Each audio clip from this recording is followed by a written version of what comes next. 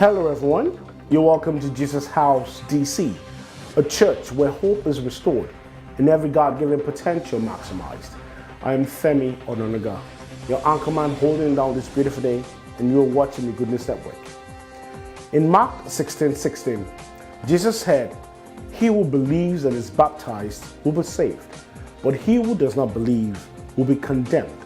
And in line with that instruction, the first baptismal class for the year runs from February 14th to February 28th at 10:30 a.m. in the church basement. The link for registration is displayed on the screen.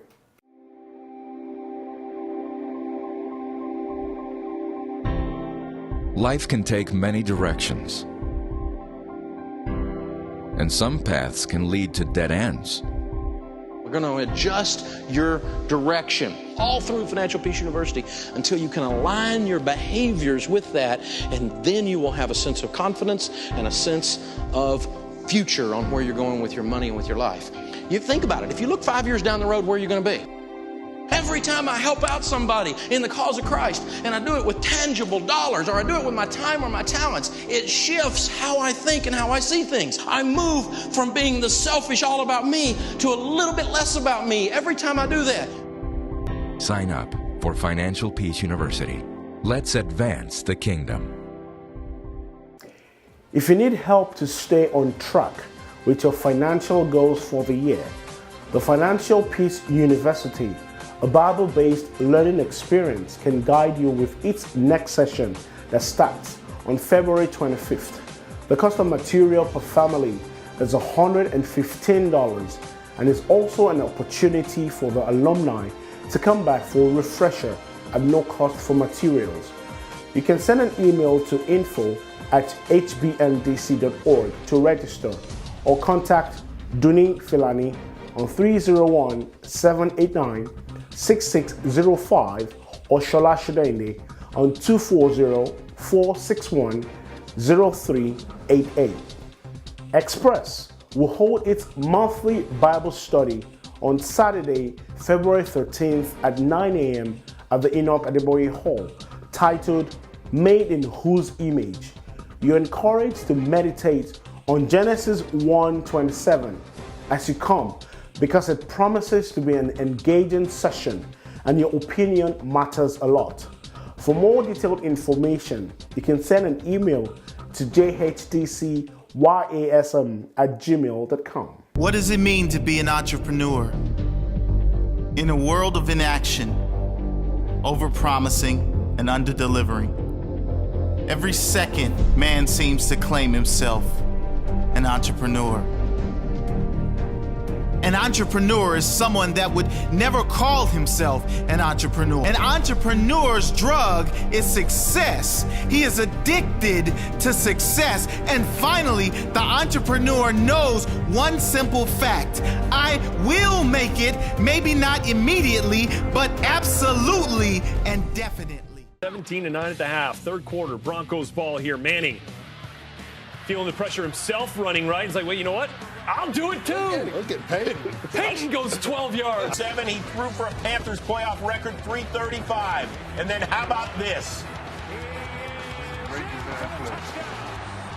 Newton, 12 rushing. Gideon's Men of Jesus House DC, in collaboration with Express, invites you to its 6th annual Super Bowl viewing party as the Denver Broncos play the Carolina Panthers. You're encouraged to wear your favorite jersey if you so desire, and bring a friend or co-worker. Food and drinks will be served, and the time is 6 p.m. to 11 p.m. Venue is 7700 Mary Cassatt Drive, Potomac, Maryland. If you have ever considered perfecting your ability to speak eloquently, the Daniel Leadership Toastmasters Club can help you achieve that goal, and their first meeting of the year takes place on February the 8th at the Enoch Adeboye Hall. Time is 7 p.m. It's never too late to develop your oratory skills, and they will be with you every step of the way. So don't hesitate to join today. You can contact them by emailing dl.toastmasters@gmail.com or calling 6839-1003. Caleb Crew Ministry invites parents of students in middle school through 12th grade to its college funding workshop titled Little Known Secrets of Paying for College. Invited experts from the college funding coach will discuss strategies on financing your children's college education, ways to avoid jeopardizing your retirement funds, and effective ways to simultaneously save and pay for college without lying awake in bed at night trying to figure out where the money will come from. The date is Saturday, February 27th from 11 a.m. to 1 p.m., but breakfast will be served at 10:30 a.m. The venue is the Enoch Adeboye Hall, Jesus House, DC. And for more information, please contact Ayo Oseni at 951-249-2117 or email calebcrew@gmail.com. Now, question.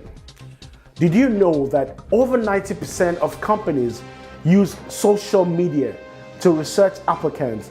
Or have you ever wondered how you can make use of social media to seek career advancement in your current field? Well, the Career and Skills Department would like to share more information with you via their website at www.csdjobcenter.com, or you can schedule a one-on-one session with one of their career coaches by sending an email to info@csdjobcenter.com. You can also use this medium to receive weekly job postings. In the Gospel of Matthew, Jesus is asked the question, "Which is the greatest commandment?" He answered, "Love God with all of your heart, and with all of your soul, and with all of your mind. And the second is like it, love your neighbor as yourself." And then again, at the Last Supper, he says the same thing, but with a twist. "A new commandment I give to you, that you love one another. Just as I have loved you, you also are to love one another. By this all people will know that you are my disciples." This time, Jesus replaced your neighbor with one another. This new love that Christ commands of us goes much deeper than the Old Testament commandment he was quoting in Matthew. The people we have been commanded to love has expanded beyond our neighborhoods to include, well, everyone. And this includes people who might make this commandment a bit difficult, like that confrontational coworker who just seems impossible to get along with, or your in-laws who've never treated you like a part of the family, or maybe the person you just met, who you don't even know and really need some help.